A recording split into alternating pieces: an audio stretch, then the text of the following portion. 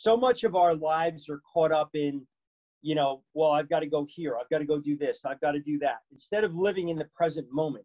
So being in the present moment, you're actively engaged in what it is you're doing.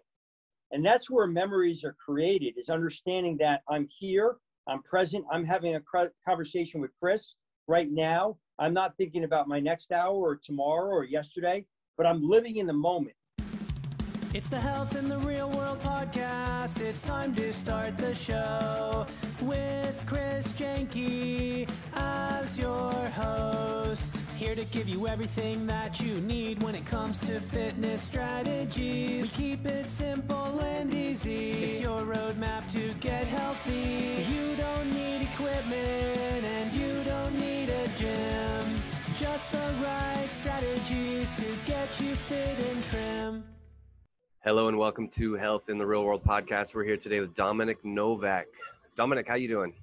I'm great, thanks, Chris. It's so grateful. I'm so grateful to be here, and I look forward to our discussion.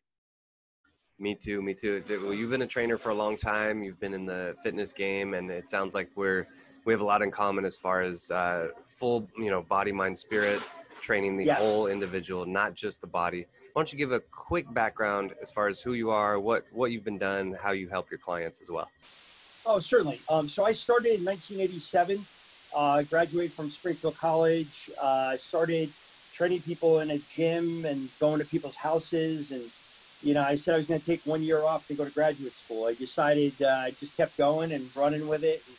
92, 93 opened up Peak Physique, which is a one-on-one training center in Greenwich, Connecticut.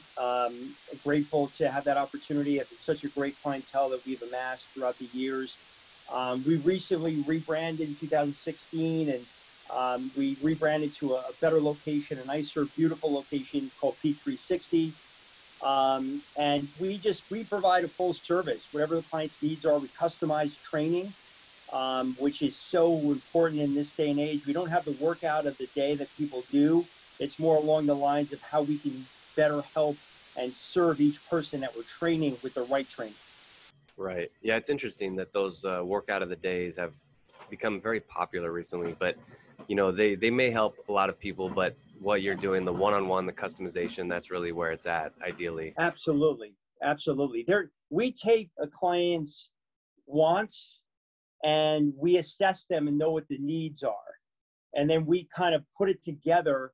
And with my staff, it's a fine line between being very empathetic and being caring and being a listener and understanding what each person's needs are, as well as being that person that's going to, drive them and direct them and give them an hour where they're getting not just a session, but they're getting an experience. They want to come away with having time with us, walking away feeling as though it's been very, very, very impactful, and they've gained so much from that 1 hour session. Yeah, that's great. It almost seems like, I know with one-on-one training, with the best training, it's like somebody comes in, they know what they want, they know like what their end goal is, and maybe you guys sort of help them with the step-by-step, like, okay, well, we've been doing this long enough, we know how to get there, right? Yes. One of the big things, and I've kind of trademarked a patent program of alignment. I call it Align. It's a posture program. And what I do is basically, I started about 5 years ago when someone came to me, and they would want to work on the biceps, but they were just in the wrong place. So I really put them up against a wall and I try to reposition them and created pliability in the body. And with pliability comes, you're moving the body in a certain way. So you're creating job descriptions to each area of the body. And then when a person starts moving in the right direction and lengthening the waist, picking up the lats, staying in the feet, top of the head to the sky, all of a sudden they start increasing their flexibility. And now all of a sudden, when you go to do like a bicep curl, they're not just doing their shoulders, they're actually isolating the biceps. So with our alignment program, I usually, work with every person to start with, and I analyze where they're off, put them back into place. And through time, they're able to really start seeing a benefit and a difference. And that's been astronomical with our client base. I like what you said about each body part has a different job description. And that's kind of how I tell my clients as well. It's like, doing a compound exercise is beneficial if each of the individual body parts is actually doing what it's supposed to do. So, Right. Something like a squat, if your spine, your spinal muscles aren't holding your spine in enough extension, Absolutely. then you're going to look ridiculous. And a squat is at that point not going to be valuable for you unless each individual body part is doing their own job description. Absolutely. To further that, if you just do a compound motion, then the area of strength is what's going to take over. And you're not really doing anything to isolate. So from a point of view of getting the heart rate up, great. But as far as getting the person to do the exercises correctly in a good form, they're not going to get the area of weakness concentrated on better.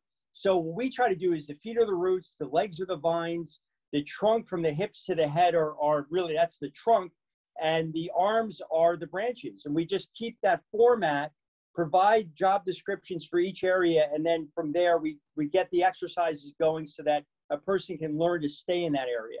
And pretty soon, when they're sitting behind a desk or they're working on a computer or they're on their smartphone, they're really able to just make sure that they're not compromising their form. They're able to stay in their form, their job descriptions, if you will. Yeah. I really like that way of describing it, the job descriptions. So I usually ask guests, what is one of the first things that you will tell a beginning exerciser? Is that kind of the direction you go typically, is like posture, balance, alignment? Yeah. So the fitness industry makes you believe that you don't have any time and you have 15, 20 minutes and you've got to jump up and down and do like 100 burpees and, right. All of a sudden you're in great shape. It's just not the truth. The truth is that you need to make sure that you're doing exercises correctly and that you're working the right areas that need to be worked. I delineate, if I'm going to do cardio, I'm going to do cardio. If I'm going to do strength training, I'm going to do strength training. If I'm going to do core training, I'm going to do core training. So I really delineate. And then once you get that under your belt, then you can really, maybe for a segment of time at the end of a workout, you can kind of put them all together if you need to. But you've got to get the foundational stuff. The shoulders are to the upper body what the hips are to the lower body. Yes. So understanding those areas, we kind of go on a quote unquote prehab approach, and then we get those areas to get moving and get working. Then all of a sudden, now you can sort with the glutes and hips activated, you can work the quads and the hamstrings. When the shoulders and rotators and scapula and rhomboids are all engaged, now I can do my bench and my lat work. So really, that's the way we sort of look at it. And I think, COVID played such a huge role in, people, you were lucky if you got through COVID where you maintained.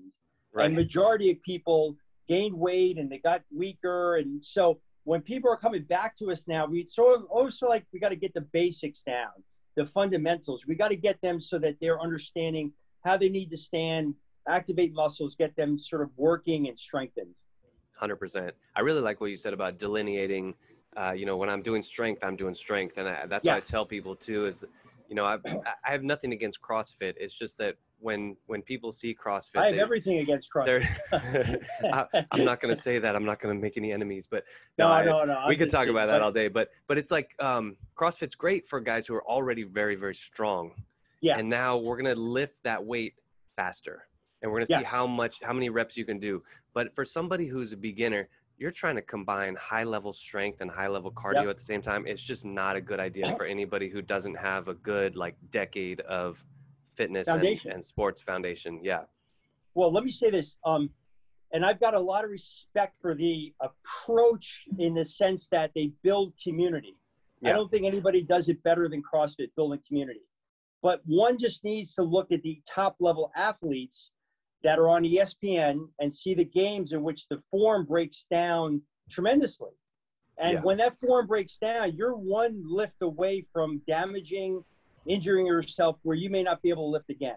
So from that vantage point, I'm not a fan. I just don't think and orthopedic surgeons will tell you, and they don't speak to the public, but it's just that's their number one source of getting people from the fitness industry or people get hurt during CrossFit. Yeah. So it's one of those things that camaraderie, great, community, great, love the approach from that standpoint, but the practice in and of itself is set up to fail. You can't have longevity doing that without coming away with injuries. Well, that's also the difference between sports and fitness. And you know, Yes. I grew up playing sports. I loved sports, but I realized, you know, after like my 20th ankle sprain playing basketball, is that, you know, basketball, soccer, football, I played a little baseball, are all these motions you're doing, and CrossFit included in this, all these Yes. motions are,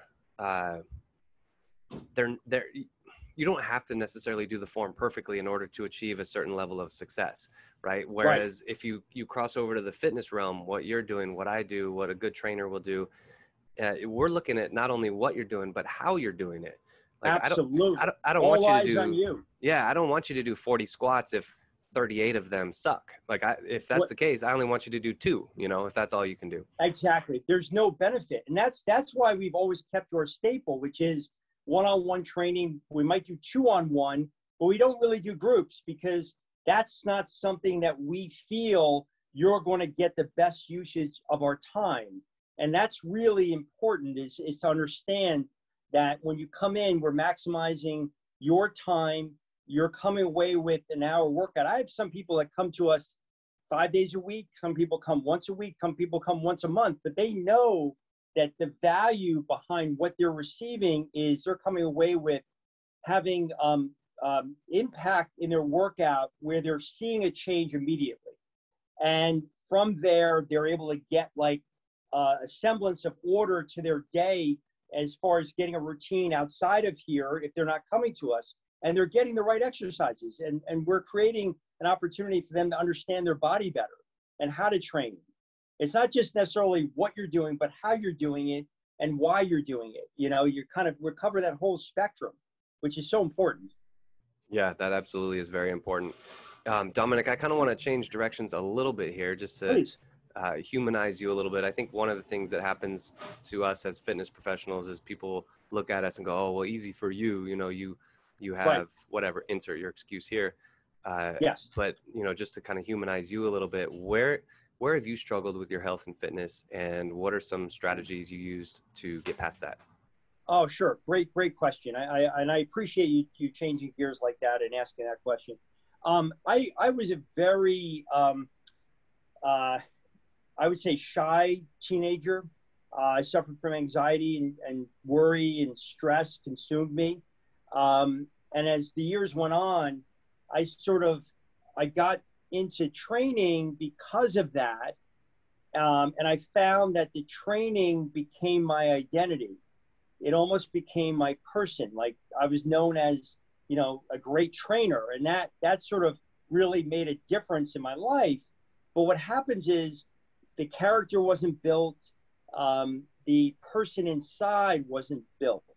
So I fell apart, you know, I kind of tracked it 605 weeks ago where I found that I was living for my identity and I was making money. I had cars and I had a house, but I didn't feel connected to myself, to my family, didn't feel purpose, didn't feel like I had so many things that were common to what most people live by, you know, a character.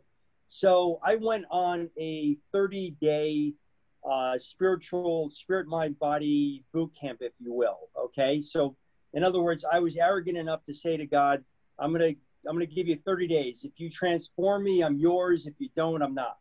I And want that's to all you come to get, know 30 you. days. Yeah. And any good trainer is going to say 30 days, right? 30 days. Well, even Anyway, I Jesus made, needed 40 days, right? 40 days in yeah, the desert. exactly. But I was shortchanging it. So, but Right. anyway, so I just went on that spirit, mind, body journey. And from that point, I found that 10 minutes a day in meditation and prayer, that sort of allowed me to increase my focus, to increase the person who I was and am today. And I was able to gain a lot of understanding of myself better. And from that, I was able to articulate the exercises better and get a better understanding of people. When you take on that, and everybody should do a period of time where they're investigating and finding what is God, what's truth, what's meditation, what is it all about? From that, I was able to kind of understand myself better and how I could better equip people and learn empathy better, become more wise in understanding people. Nice. How much of that, like the spiritual aspect, do you incorporate with your clients? I would imagine some people, I'm just speaking from my own experience with clients, some people are a little bit turned off by that, which is unfortunate because it's like, what could literally transform your entire life is standing right in front of you. But how much of that do you do with your clients? That's a great question. I find a lot of that is where it's the example that you keep. Okay. So in other words, I'm not like, I live it because it's me. And I think people know what to expect when they train with me and they know the person I am. So when a time period comes in a client's life, and I've been training a lot of years, when stress hits, and we've been through probably the hardest period of time in our lifetime these last 2 years. Yeah. I've had people coming in that are crying. I've had people that have had stress levels so high they don't know what to do with it. A perfect example, 12 weeks ago, I had a client come in whose wife is in a coma. And he just really just didn't know what to do. And he was sort of at his wit's end. So I brought him in my office and we talked about it and I prayed with him. And this is somebody that doesn't really accept prayer, but he was welcoming him because he knows the person that I am. Yeah. And prayer is not about what I can do.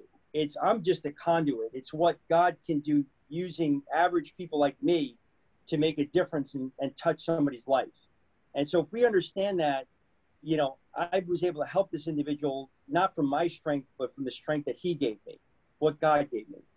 And from that, he was able to come away with feeling, some comfort. We kept in contact, and I had whole prayer groups of people that were together praying for this woman to come out of her coma.